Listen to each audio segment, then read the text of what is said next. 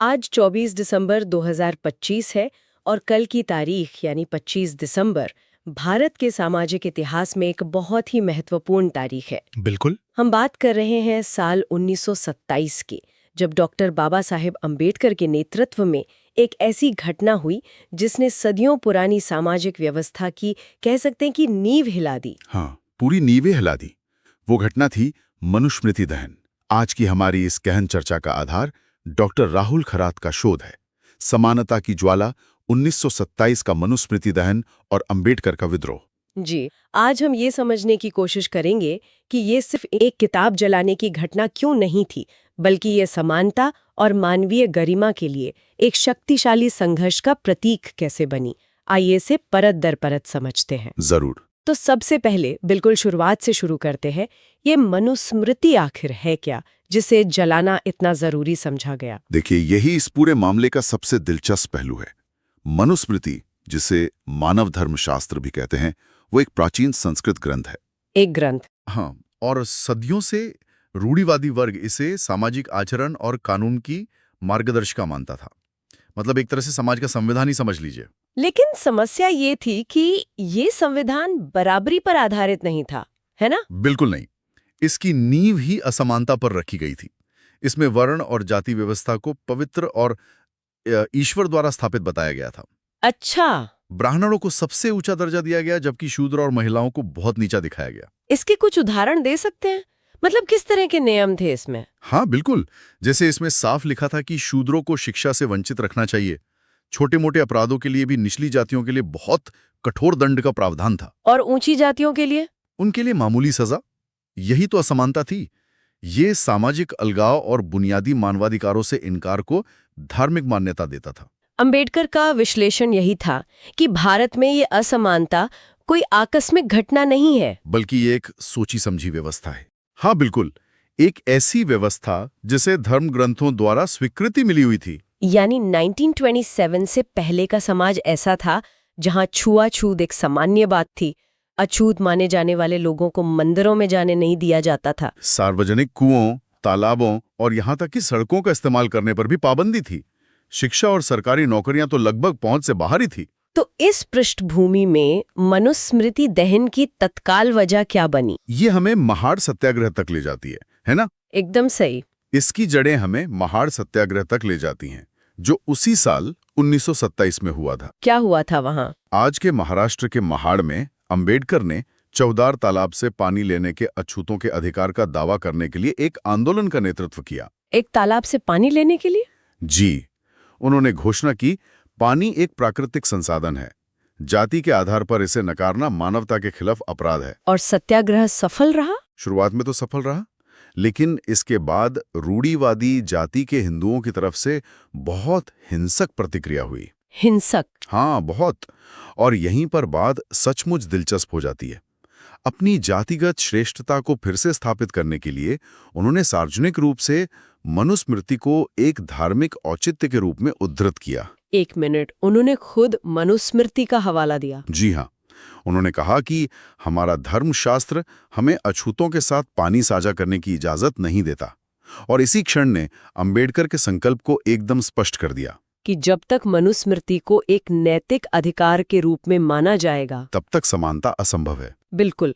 असली दुश्मन सामाजिक व्यवहार नहीं, बल्कि वो विचारधारा है जो उस व्यवहार को सही ठहराती है। और फिर आया वो दिन, 25 दिसंबर 1927। हाँ, वो ऐतिहासिक दिन। महाड़ में हजारों लोग डॉक्टर अंबेडकर के नेतृत्व में इकट्ठा हुए। उस दिन क्या क्या हुआ? ये कोई अचानक लिया गया फैसला नहीं था, पूरी योजना थी।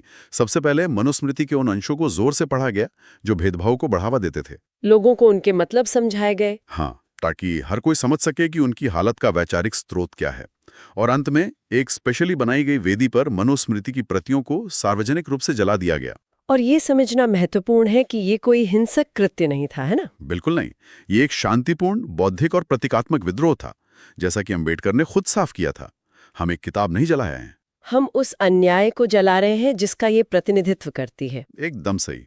ये घोषणा थी कि वे उस वैचारिक व्यवस्था को खारिज कर रहे हैं जो उन्हें इंसान मानने से ही इनकार करती थी।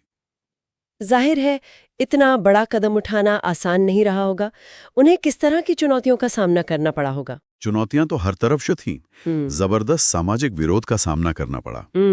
रूढ़िवादी हिंदू समूहों ने उन पर हिंदू विरोधी और यहाँ तक कि राष्ट्र विरोधी होने का आरोप लगा दिया। कानूनी और राजनीतिक दबाव भी जरूर आया होगा। बिल्कुल। दलित आंदोलनों को दबाने की कोशिशें की गईं।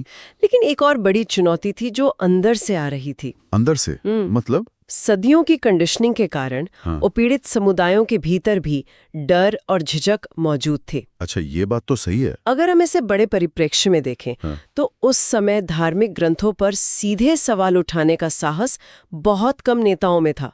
इस मामले में अंबेडकर लगभग अकेले खड़े थे। लेकिन वो पूरी तरह अकेले भी नहीं थे, है ना? उन्हें समर्थन भी मिला होगा। हाँ, ये बहुत जरूरी बात है। उन्हें दलित कार्यकर्ताओं, छात्रों, प्रगतिशील विचारकों और बहिष्कृत हितकारिणी सभा जैसे संगठनों का जबरदस्त समर्थन मिला। तो एक सामूहिक प्रयास था। बिल्कुल। इसी सामूहिक प्रयास ने डर को साहस में और चुप्पी को प्रतिरोध में बदल दिया। तो इस सब का असल मतलब क्या है? ये आंदोलन अपने संदेश को पहुंचाने में सफल क्यों हुआ? देखिए, इसकी सफलता के पीछे कई कारण थे। पहला, अंबेडकर की अपनी बौद्धिक नींव। कानून, धर्म और इतिहास के उनके गहरे अध्ययन ने आंदोलन को एक तर्कसंगत और नैतिक बल दिया। ये सिर्फ भावनात्मक विरोध नहीं था। नहीं, बिल्कुल नहीं। दूसरा, जन शिक्षा। उन्होंने लोगों को सिर्फ ये नहीं बताया कि वे उत्पीड़ित हैं, बल्कि ये भी समझाया कि वे उत्पीड़ित क्यों हैं, जड़ क्या है। और तीसरा कारण? तीसरा, शांतिपूर्ण लेकिन साहसिक प्रतीकात्मक कार्रवाई का उपयोग। किताब जलाना एक ऐसा प्रतीक था जिसे हर कोई समझ सकता था। और अंत में उनका नैतिक साहस, न्याय की खातिर हर तरह की घृणा का सामना करने की इच्छा। इस घटना का भारतीय समाज पर क्या स्थायी प्रभाव पड़ा? इसका महत्व बहुत गहरा है। इसने सामाजिक विचार में सुधार से क्रांति की ओर एक बदलाव को चिन्हित किया। सुधार से क्रांति? हाँ, इसने जातिगत उत्पीड़न के धार्मिक आधार को उजागर कर दिया। और सबसे महत्वपूर्ण बात, इसने स्वतंत्र भारत में संवैधानिक समानता की नींव रखी। ये कैसे? मनुस्मृति दहन की जो भावना थी, वो बाद में भारतीय संविधान के मौलिक अधिकारों में परिलक्षित हुई। अस्पृश्यता का उन्मूलन यानी अनुच्छेद 17, वो एक तरह से इसी घटना का संवैधानिक रूप है। तो क्या आज भी ये घटना प्रासंगिक है, लगभग एक सदी बाद? बिल्कुल। ये घटना आज भी हमें याद दिलाती है कि सामाजिक समानता के लिए वैचारिक साहस की जरूरत होती है। सिर्फ कानून काफी नहीं है। नहीं, ये सिखाती है कि पवित्र ग्रंथों की भी आलोचनात्मक जांच होनी चाहिए और मानवीय गरिमा किसी भी परंपरा से ऊपर है। ये जाति से नागरिकता तक और अधीनता से समानता तक की यात्रा में सबसे साहसी मील के पत्थरों में से एक है। तो 25 दिसंबर 1927 का मनुस्मृति दहन सिर्फ एक विरोध प्रदर्शन नहीं था, ये मानवीय समानता की एक घोषणा थी। एक बहुत शक्तिशाली घोषणा। डॉक्टर अंबेडकर ने तर्क, साहस और सामूहिक कार्रवाई से सदियों के अन्याय को चुनौती दी। मनुस्मृति को जलाकर उन्होंने उत्पीड़ितों के बीच आत्मसम्मान की एक ऐसी लौ जलाई जो आज भी भारत के लोकतांत्रिक विवेक में जल रही है। बिल्कुल सही कहा। और ये पूरी चर्चा एक गहरा सवाल सोचने पर मजबूर करती है। क्या? कोई भी समाज समानता और न्याय की अपनी खोज में ये कैसे तय करता है कि किन परंपराओं को संरक्षित किया जाए और किन्हें चुनौती दी जाए?